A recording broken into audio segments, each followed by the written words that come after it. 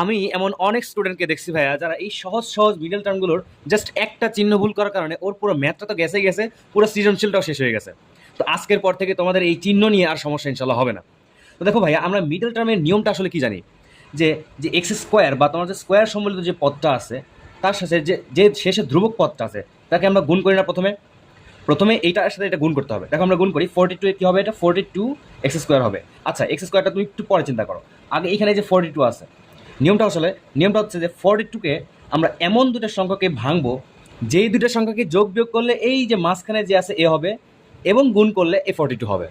একটু ঠান্ডা মাথায় চিন্তা করো তো ভাইয়া, 42কে যদি ভাঙি তাহলে 6 এবং 7, 6 7 কত হয়, 6 7 42, আর 7 থেকে 6 বাদ দিলে কত থাকবে, 1 থাকবে। এখানে দেখো যে -1x, অর্থাৎ 1x আছে তোমার মনে। তো এখানে লিখতে পারি, এখানে দেখো প্রথম পদ, আমি বলি প্রথম পদ এবং প্রথম চিহ্ন, শেষের পদ এবং শেষের চিহ্ন দুই পাশেই সমান থাকবে। প্রথম পদ লিখি এক্স স্কোয়ার লিখলাম, এবং প্রথম চিহ্ন যে এটা এক্স মাইনাসে থাকবে, কোনো চেঞ্জ নাই।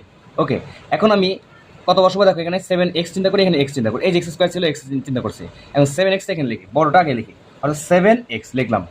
এখন আমি এখানে কি মাইনাস বসাবো না প্লাস বসাবো, এই জায়গায় স্টুডেন্টরা সবচেয়ে বেশি আটকে যায়, মাইনাস বসায় নাকি প্লাস বসায়।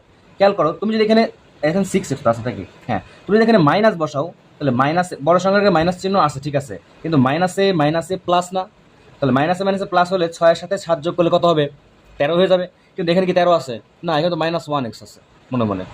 তাহলে এখানে যদি প্লাস বসায় দেই, তাহলে মাইনাসে প্লাসে মাইনাস, এই যে মাইনাস চিহ্ন, এবং 7 থেকে 6 বাদ দিলে এই যে 1x মিলছে এখন, তো -42।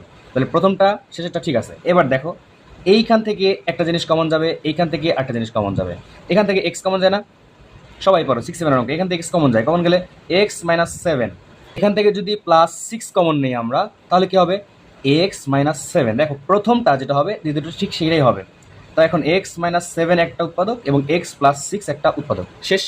এবার দ্বিতীয়টা আসে, দেখো দ্বিতীয়টাই একই নিয়ম, এটা তোমার যৌগিক মিডল টার্ম। তো এটা নিয়ম কি, প্রথমটার সাথে দ্বিতীয়টা শেষেরটা আমরা কি করবো, গুণ করবো।